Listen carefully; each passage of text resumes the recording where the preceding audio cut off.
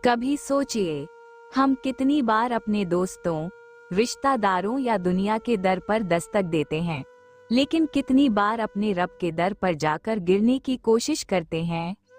वो रब जो 70 माओं से ज्यादा मोहब्बत करता है, जो हमारी जबान से पहले दिल की आवाज सुन लेता है, जो अंधेरों में भी हमारी पुकार को पहचान लेता है।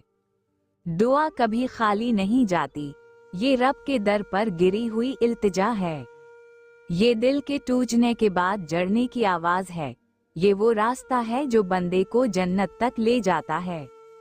दुआ इंसान और अल्लाह के दरमियान एक ऐसा रिश्ता है जो सबसे ज्यादा करीब और सबसे ज्यादा ताकतवर है। जब इंसान तन्हाई में या मजमा के दरमियान अपने दिल की गहराई से अल्लाह को पुकारता है तो उसकी आवाज सीधी अर्श तक पहुंचती है।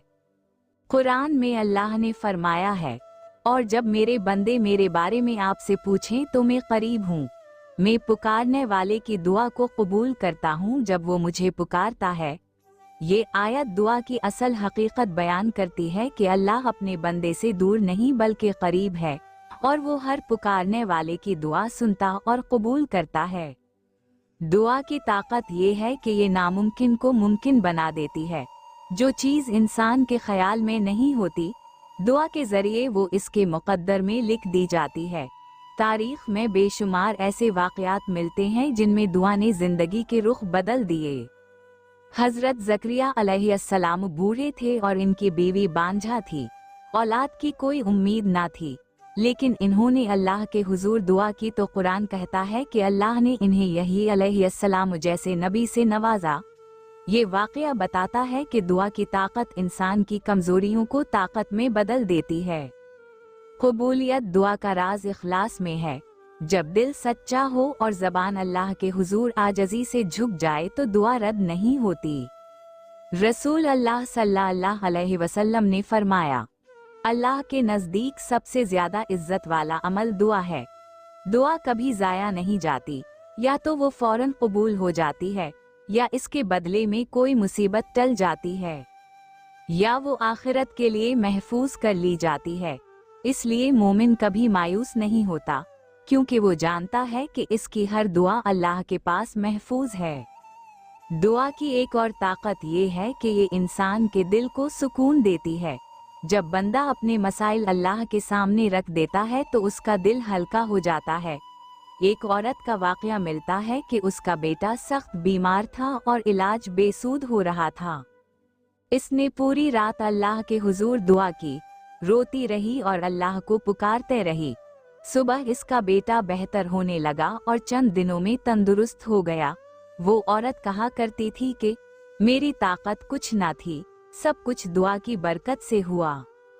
कुरान में बार बार दुआ करने का हुक्म आया है और साथ ही दुआ ना छोड़ने की हिदायत भी दी गई है। अल्लाह फरमाता है, तुम्हारा रब कहता है मुझे पुकारूं मैं तुम्हारी दुआ कबूल करूंगा। लेकिन साथ ही ये शर्त भी है कि दुआ आजज़ी, खुशू और मुकम्मल यकीन के साथ हो। दुआ सिर्फ अल्फाज दोहराने का नाम नहीं बल्कि दिल की कैफियत है। बाज़ औक़ात एक आंसू या एक दिल की आह 1000 अल्फाज से ज्यादा कीमती होती है। इंसान जब दुआ करता है तो गोया अपनी आजज़ी का इतराफ़ करता है और अल्लाह की ताकत को मानता है। यही बंदगी की असल है। दुआ की कबूलियत का वक्त भी खास है।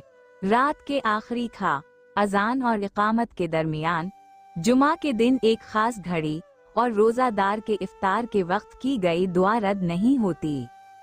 एक शख्स ने हुजूर सल्लल्लाहु अलैहि वसल्लम से पूछा कि क्या अल्लाह हमारी छोटी छोटी दुआएं भी सुनता है? आप सल्लल्लाहु अलैहि वसल्लम ने फरमाया, हाँ, तुम नमक की दुआ भी करो। इससे पता चलता है कि कोई भी दुआ छोटी नहीं होती, हर दुआ अहम है। कामयाब जिंदगी के राजों में सबसे बड़ा राज दुआ है। दुआ इंसान को अल्लाह से जोड़ती है और इसके मुकद्दर को बदल देती है। दुआ वो हथियार है जो बेसहारे को सहारा देता है। दुआ वो ताकत है जो गिरे हुए को उठा लेती है।